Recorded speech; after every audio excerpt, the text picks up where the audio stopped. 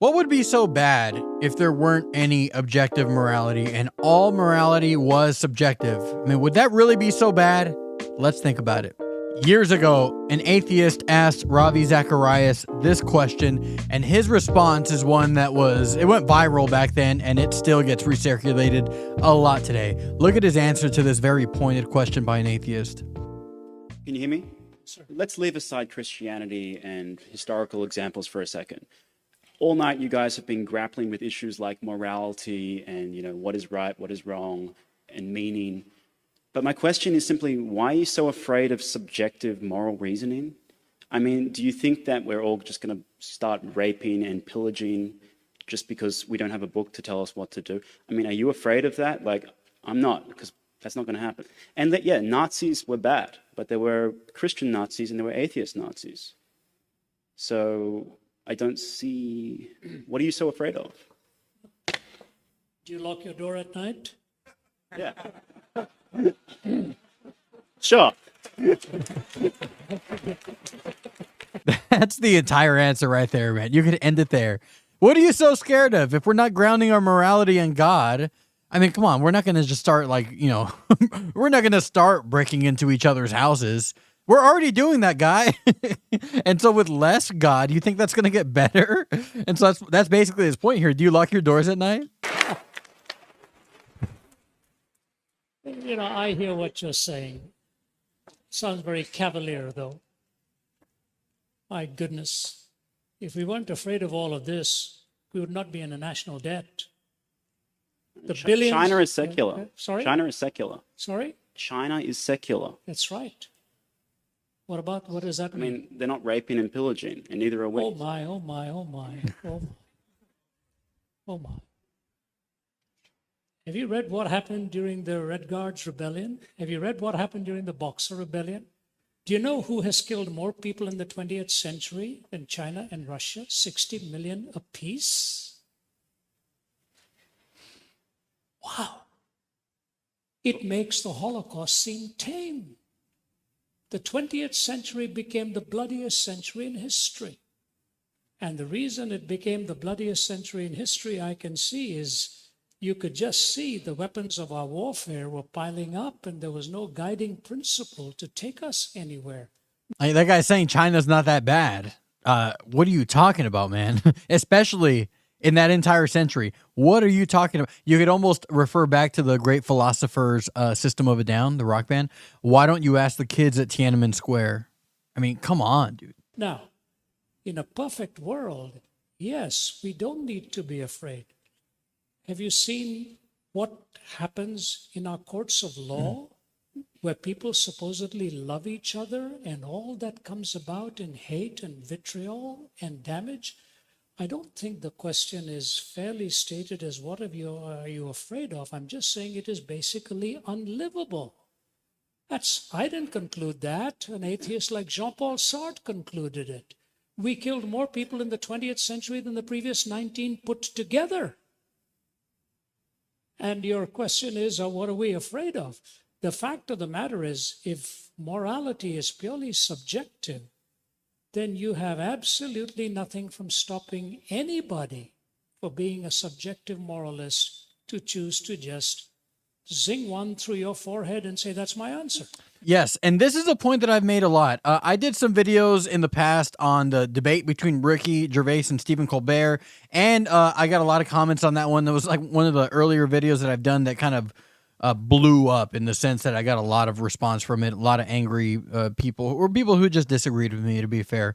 And then I did a video responding to all of those comments, and I'll put them both up here. I did a video responding to all those comments.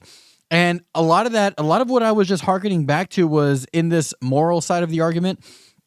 How could you ground your morality without God? How can you ground it? Again, I know people say, well, we can have morality. We can base it off of the, a human flourishing, or we should base off our morality, our ideas of morality based off of the suffering of conscious creatures and things like that. But again, how do you bind it? How do you bind the morality on an objective level? Why should I listen to your idea of morality? I know you say, well, we should care about the suffering of conscious creatures. Why should we care about the suffering of conscious creatures? What's to stop someone from saying, no, well, I want to be a marauding murderer. I want to kill people and hurt people. I don't care what you think about it. Objectively speaking, what stops you from saying that? On what objective level can you punish the Nazis for what they did? On what objective level? If morality is all subjective, then you're just punishing them because you think that it's bad. I mean, imagine that. Imagine a worldview that says what the Nazis did was not like universally bad. It's not completely bad. It's just I think it's bad. I just feel that it's bad. What a terrifying and horrible worldview is that, and nonsensical for that matter. How do you stop that? Obviously, you don't believe that's the way it should be. No, neither do I.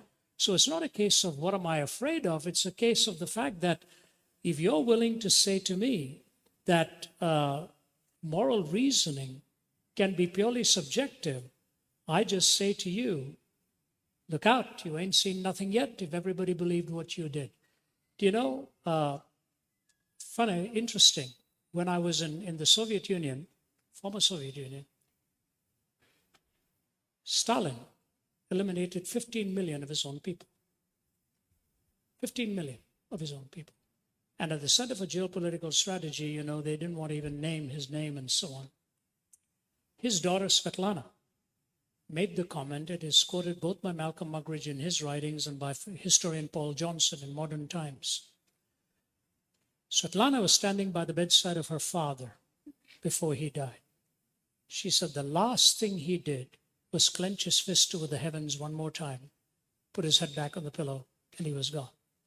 This is his daughter raising the question, whatever got into my father to have that kind of hatred and hostility? And when 15 million were killed of his own people, it is interesting that the faculty members and the general who chatted with me there, my wife will tell you, sat around the table with tears in his eyes when he watched what had been done to his own country by his own leadership. So subjective morality would be very good if we all wanted to be nice people and live around each other without any fear of each other. But the reason you lock your doors, and the reason we have our police, and the reason we have our military, and the reason we have our law courts is because when subjective morality becomes totally subjectivized, this is what happens in society. And yes, and that's exactly the disconnect. People think this is the problem all the time. People go, why do you have such a problem with subjective morality? That wouldn't be so bad. I mean, I don't want to kill anyone. I don't want to steal. Yeah, okay. You don't want to do it. You don't want to murder anybody. You don't want to steal from anyone. You don't want to do a home invasion. Whatever it is. You don't want to defraud anybody. That's great. I'm glad that that's how you feel. But not everyone feels that way. So when the people who do feel that way start to act that way, how are we going to stop them objectively? How are we going to stop them and call that fair? How are we going to justify taking action against them to stop them from doing that and still be considered fair and righteous and correct in what we're doing and just? How? If those are values that matter and we agree that justice matters, we agree that righteousness matters. Yes, when people choose to not be that though, and again, it will be basically, they'll do whatever they want to do, and we can't really say that it's necessarily wrong. We can just say that it's disadvantageous to what we want to do. Again, how do you stop them? How do you morally do that if there is no objective morality binding all of us to the same standard? Because you know what is, here's the problem with binding everyone to your subjective standard. That is tyrannical. Because that's just what you think. That's just tyrannical. And it's very interesting. The Nazis made that argument in the Nuremberg trials. You guys are being tyrannical. You're binding your subjective morality on us. That wasn't our morality. Those weren't our values. That's tyrannical. Again, how do you argue that? Well, here's how you argue that. You point out to them that morality is not subjective. It is objective, and they are bound to the same moral laws that we are, because those are laws that transcend borders, laws that transcend time. Wrong is wrong. If there is objective evil, then there is objective good. What the Nazis did was objectively evil. And so if there's objective evil, then there's objective good. And if there's objective good and evil, then there is a moral law on the basis of which to differentiate between good and evil. And if there is a moral law that is above us and not from us, then there is a moral lawgiver. Therefore, there is a God. That doesn't take you all the way to the God of the Bible, the God of Christianity, right? It doesn't take you all the way, but it does take you to the idea that there is a God. Let me know what you think. Like and subscribe to the video, the channel. Let me know what you think about this. Am I right? Am I wrong? Are you going to be upset with me? If you are, that's fine. Let's talk about it. I'm willing to hash it out as much as I possibly can. God bless you. I love you. Objectively speaking. I'll see you next time. Goodbye.